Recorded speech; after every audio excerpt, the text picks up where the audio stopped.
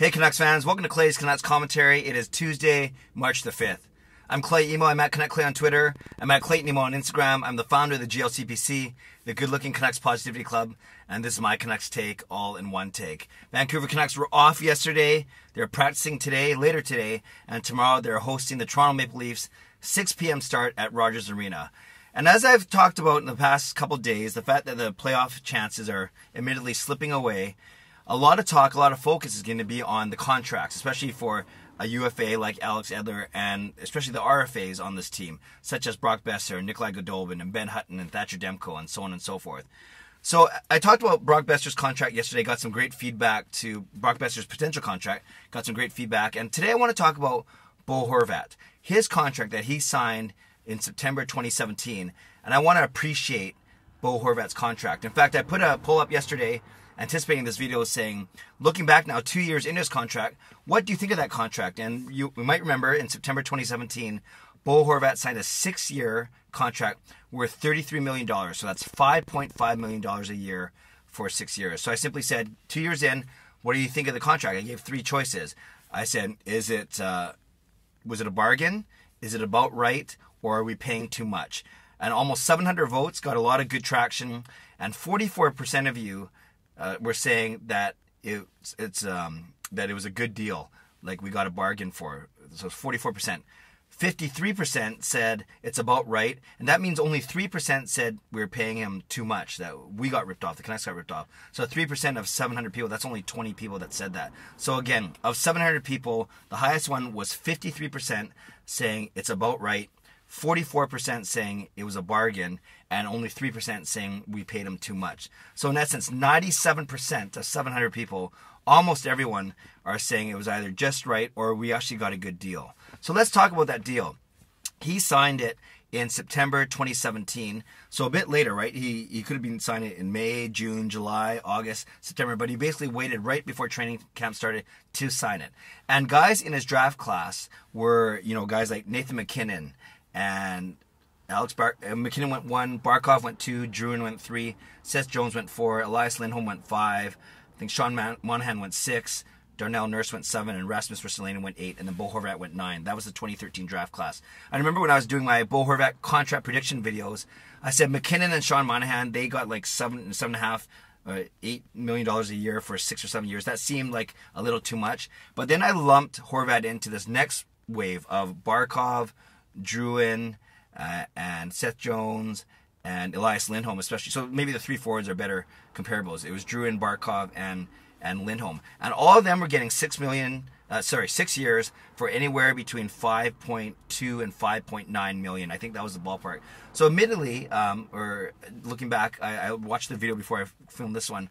I predicted that Horvat would get 6 years at 5.8. So I actually wasn't that far off. I said the final was actually 6 years at 5.5. So I overshot a little bit, and reasons that I overshot maybe a tiny bit was I was predicting his impact on the team, future captain, next number 1 center behind Henrik Sedin. I didn't know about Pettersson, how Pettersson was going to be good way back then.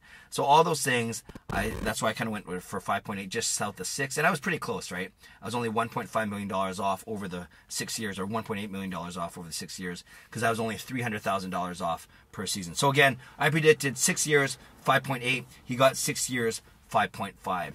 Leading into that contract, as part of this Bo Horvat contract appreciation post, leading that contract, in his rookie year, he had 25 points. The second year, he had 40 or 42 points. And third year, he brought that up to almost 50 points. I don't know the exact totals right now, but I know he progressed. I think it was 52 points, actually. So I think it went 25, 40, or 42, and then 52. And then after he signed his contract, he was having a great year, but then he had that high ankle sprain at the start of December, and it basically, not surprisingly, corresponded to the Canucks playoff hopes dwindling very early last season in December when Horvat went down.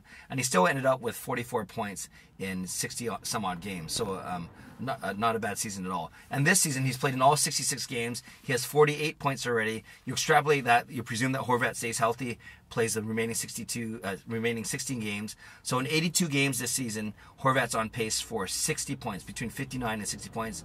Obviously be a career high. So since he signed his contract, he had a good season last year, cut a little bit short by injury. it was cut short in the middle, and then he came back. And then obviously he's having a really good season this year. He struggled a little bit in the past 2 weeks, but the entire team has struggled a little bit in the past 2 weeks. So I think looking back, and I agree with all of you, I would say that we got a bit of a bargain, or at least it was just right. So I agree with all of you, 97% of you, who said that it was either just right or we got a good deal with Bo Horvat. And look at all the things he's done. He drives play on every line he's been on. He's got 48 points so far this season without having any quality wingers, or I should say consistent wingers. Berchi, when he was healthy, played with them. He's had sniffs of Roussel, of Virtanen, of Godolbin, of Levo, now Spooner. Ericsson's been up there a little bit, even Tyler Mott. I think Tim Schaller got a game up there. So basically, Granlund, of course.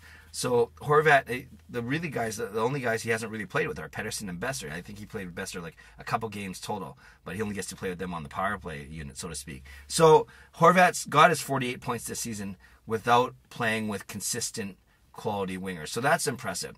Obviously, his defensive game needs a bit of work, but it is improving, and it goes up and down with the team. Obviously, I keep saying obviously, but it's true. And then we see his leadership potential. Not even his potential now. We see his leadership. We can stop using the word potential. I think we just use that word, or I use that word because he hasn't formally been named the captain. But I think we're going to see that as part of the 50th anniversary celebrations next season. Right now he's part of the leadership team with Tanev, Edler, and Sutter. So expect Bo Horvat to be the sole captain next year with a couple strong associate or assistant captains, of course. So we see his leadership both on the ice and especially off the ice. He's the first one to stand up after every Canucks game, whether win or lose. And, I feel bad for him having to face the music after every loss, especially recently, but that's what a captain does. So on the ice, off the ice, in the locker room, with the media, in the community. I saw him at the Dice and Ice taking a lead there. So all those things. He has a good sense of humor. We saw at the Dice and Ice how Pettersson and Besser's photo booth were getting all the attention. Him and Markey weren't getting anything, so they even crashed a couple of the photos with Besser and Pettersson. He seems to have a playful relationship with some of the younger guys, yet he's earned their respect, and obviously he has the respect of his peers and of the older guys as well. So all in all, Horvat on the ice, off the ice, solid. Drives play, a center, can play in all situations, and in essence is being a really consistent, along with Jacob Markstrom and of course Pettersson, always very consistent, and you know what you're getting out of Bo Horvat. And I would argue that we are getting a deal. We are getting a bargain, not a steal, but we're getting a good deal on his contract. A contract that, again, 2 years ago, he signed for 6 years, $5.5 million a year. So you're going to equate that conversation to Brock Besser. That's kind of what I tried to do yesterday. What's Besser going to get? I predicted 6 years for... predicted 6 years for Besser, and I predict somewhere, in the low sixes for him. I think I said yesterday, maybe 6.1, 6.2. I think he'll make a tiny bit more than Horvat, but not a lot more. And then they got to save their money for guys like Pettersson down the road and Hughes down the road. But we got a lot of time to talk about that. So Canucks fans, what do you think of Bo Horvat's contract? Do you agree with most of the fans that it's either a good deal or even a steal, or it's about right, however you want to put it? Presuming that you're not going to think that we're overpaying, but I would love to read your comments below. So leave a comment below. I'd love to read, react, and reply. As always, tell me about Bo Horvat's impact on this franchise and whether or not the $5.5 million for 4 more years after this year is a good deal for the Canucks. Canucks don't play again until tomorrow, like I said, hosting Toronto and all their Leafs fans, so that should be a lot of fun. I'll be at church. I won't be at the game, but I'll be following along with all the notifications, so to speak, and we can talk about that game sometime tomorrow. So enjoy your day. Subscribe if you'd like to. Like this video if you'd like to. And the Canucks, Maple Leafs tomorrow. But in the meantime, let's talk about Bo Horvat's contract. God bless and go Canucks go.